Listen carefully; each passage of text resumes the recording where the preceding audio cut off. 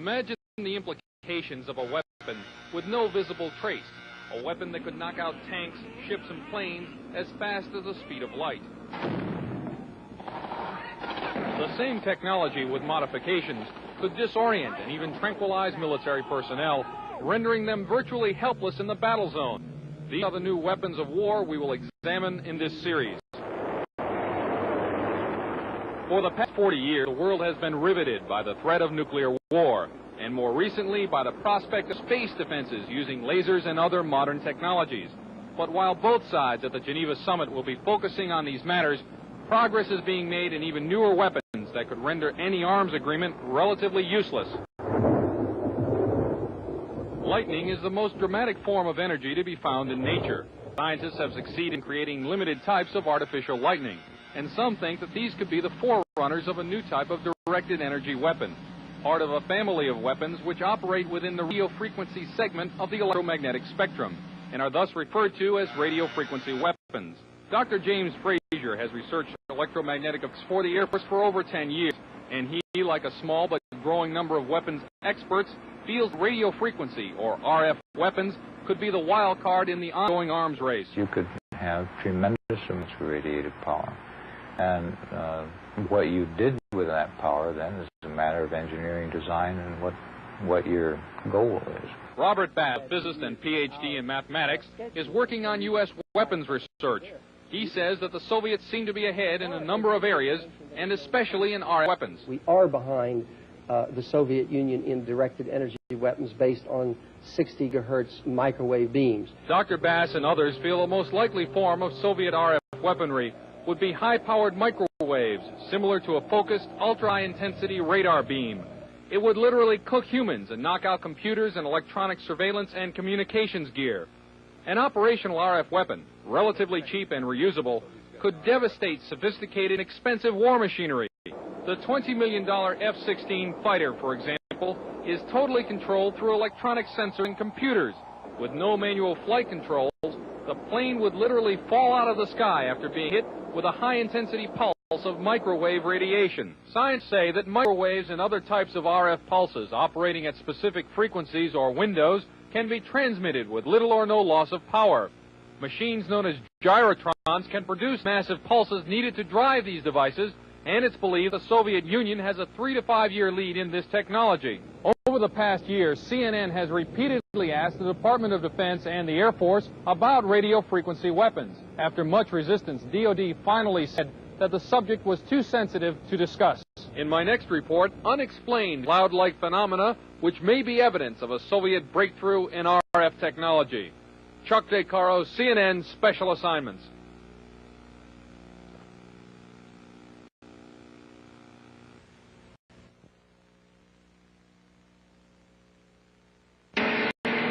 Brainstorm was a science fiction movie about a device which electronically injected thoughts into the human mind. In this scene, the mind control machine projects images into the brain of the chief scientist through an electrode headset. The scientist then finds himself experiencing the thoughts of a wild truck ride.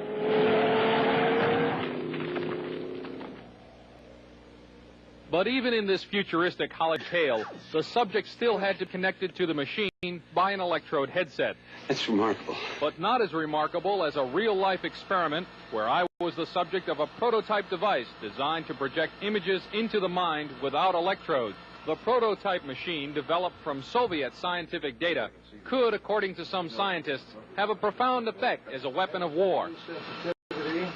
Electronic mind control research is not new.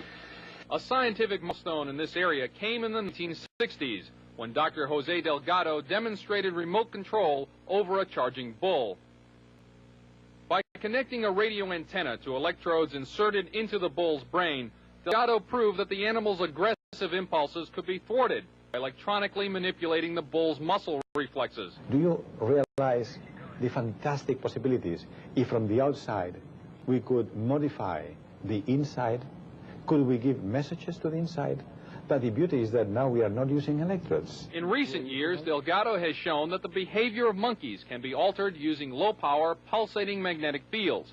But in these experiments, there were no antenna implants. Any function in the brain, emotions, intellect, personality, well, could be perhaps modified. by this non-invasive technology. Delgado's research has so far been limited to animals, but in the Soviet Union, a radio frequency, or RF device, has been used for over 30 years to manipulate the moods of mental patients. It's called a light machine.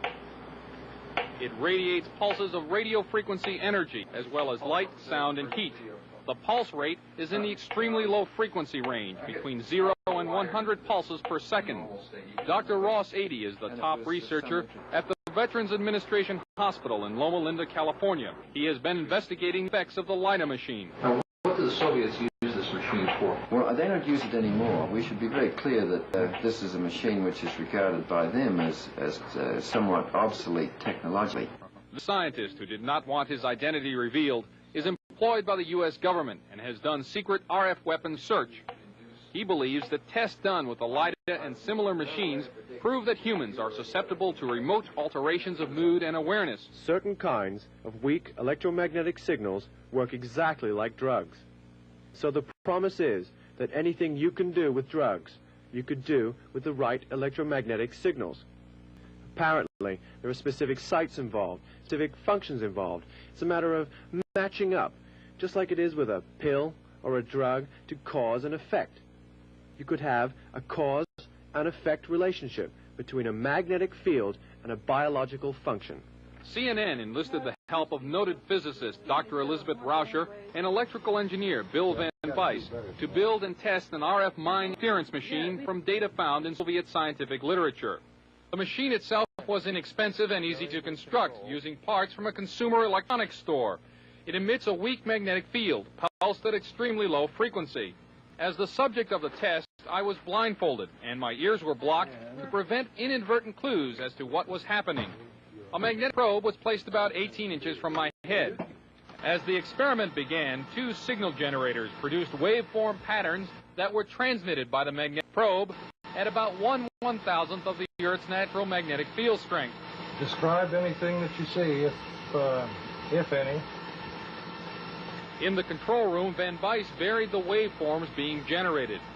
In another room, I could see waveforms changing shape in my mind. Parabola just went by. Parabola just went by. Oh, yeah, I did. I just flipped the switch. Parabola? Uh-huh. All right. Well, let's see. Let's check this out. That's what happened. I flipped the switch. Okay. There's a spike right there. Spike. Right there. Tight spike. I dramatically changed the generator. I stepped it by 10 right here.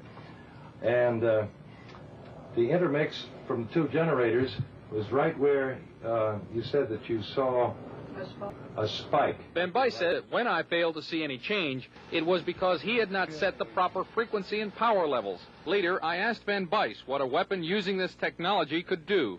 Induce basically what would be considered hallucinations in people, direct them to do things against their so-called better judgment.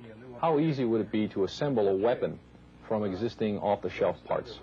In 3 weeks, I could put together a weapon that would take care of a whole town. We showed the results of our test to Dr. Robert Becker, a two-time Nobel nominee for his work in the biological effects of electromagnetism.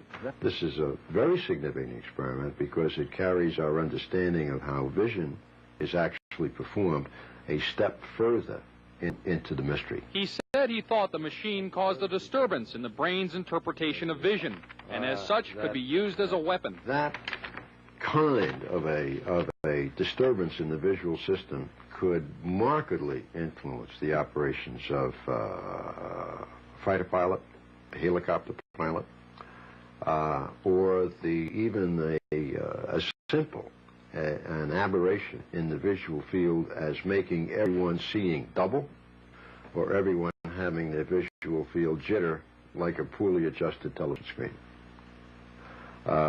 The effect of that upon the efficiency with which an Army, an Air Force, or a Navy would operate would be catastrophic. More about RF weapons in my next report. Chuck DeCaro, CNN, Special Assignments. Parts that anybody can build. Done in a laboratory.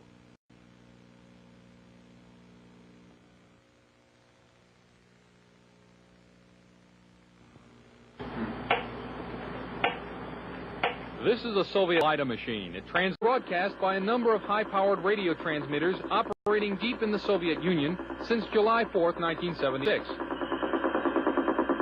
The official Defense Department explanation of the woodpecker is that it is an over-the-horizon radar designed to track U.S. missile launches. Some scientists suspect that the woodpecker is designed to interfere with human brain function. As far as I'm concerned, the potential that this has for producing a direct psychoactive effect upon the total American population is there, has never been disproven. Dr. Robert Becker is a pioneer in the field of bioeffects of electromagnetism. The signal range within which the woodpecker operates is that which has been reported by many investigators to produce a tranquilizing effect upon animals. We are just incredibly sensitive to these magnetic stimuli. Dr. Bob Beck, a Ph.D. in nuclear engineering, has done extensive research into electromagnetic effects on humans. The signal was permeating power grids in the United States. It was being picked up by power lines, re-radiated. It was coming into the homes on the light circuits. I'm surprised after coming here that the influence of electromagnetic fields was almost completely ignored here. Dr. Larissa Valenskaya was heavily involved in Soviet electromagnetic research before being allowed to emigrate to the United States. She told CNN about Soviet research in electromagnetic effects. They demonstrated theoretically and also demonstrated experimentally that low frequency, low energy electromagnetic fields also possess biological efficiency because any field not only carries energy but also carries information. She stated that the research was carried out on orders from the Soviet government. Of course, the military were extremely interested in this potential of remote influence. Is the United States military working in the field of electronic mind control? Officially, the Department of Defense will not comment because the subject area is, quote, too sensitive. But CNN has learned from this government scientist, who did not want to be identified, that a Navy laboratory conducted research into the use of an RF device for counterterrorism and special operations. It's possible to entrain a certain percentage of a population, apparently, with weak magnetic fields. The study also showed that RF signals could dissolve certain types of rat brain cells at a distance, causing disorientation and nausea. According to the scientist, even though the program was successful, the government never followed up on it. Dr. James Frazier did electromagnetic research for the U.S. Air Force for many years. At one time, he proposed a battlefield RF weapon system. You could make an antenna that would be carryable by a helicopter, and that this could be expected to produce a wide variety of symptoms, actually, by humans who happen to be standing in the beam. According to Dr. Fraser, the Air Force never followed up. Lawrence Livermore Laboratory, another RF weapons concept, is nicknamed the brain bomb. According to the book Star Warriors, the brain bomb would focus a nuclear blast into a huge pulse of low-frequency RF energy that would stun huge numbers of troops. Apparently, it too has not yet been funded. The Department of Defense will not comment about Soviet RF weapons, or if American RF weapons development is going forward. However, experts interviewed by CNN say that the Soviets are apparently ahead and could exploit that lead in a surprise strategic move, a move that could have grave consequences for the United States. From Washington, this is Chuck DeCaro, CNN Special Assignments.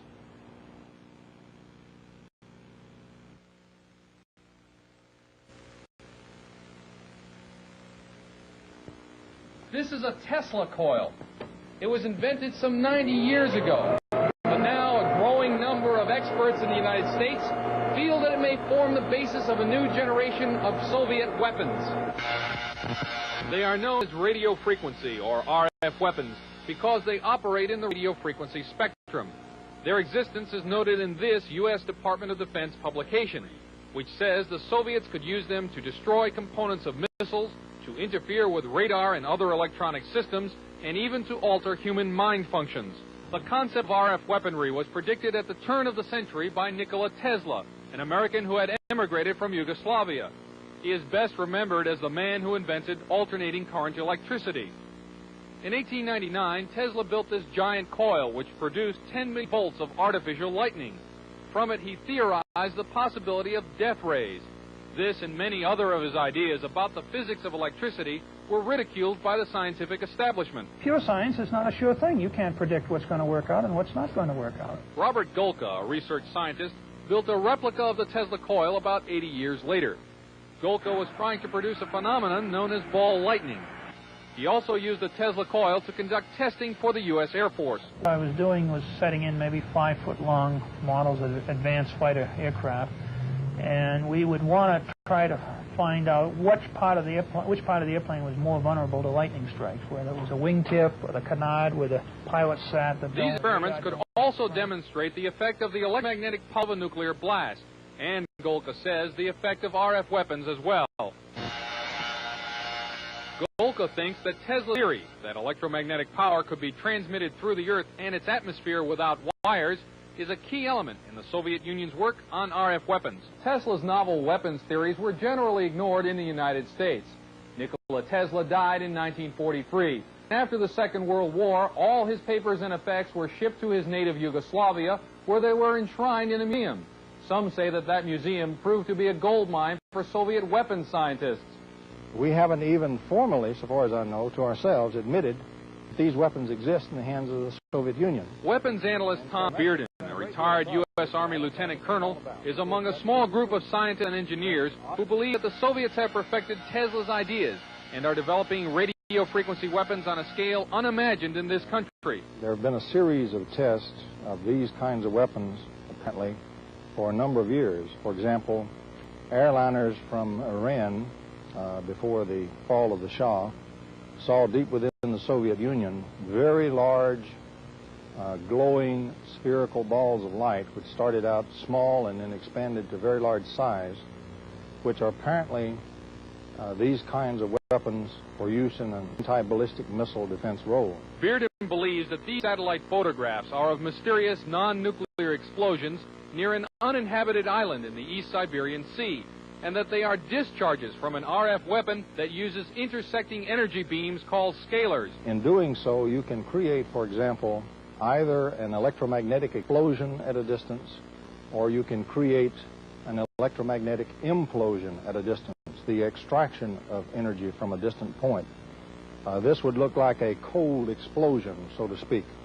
And I believe the thing on April the 9th, 1984, off the coast of Japan that involved several 747 jet airliners, I believe that incident was a test of a cold explosion weapons. At least it met all the characteristics. Pilot Doug Happ was in one of the 5 airline crews that saw an incredibly large cloud rising from the moonlit overcast below. It looked like a plate coming up through an overcast, but it just kept expanding.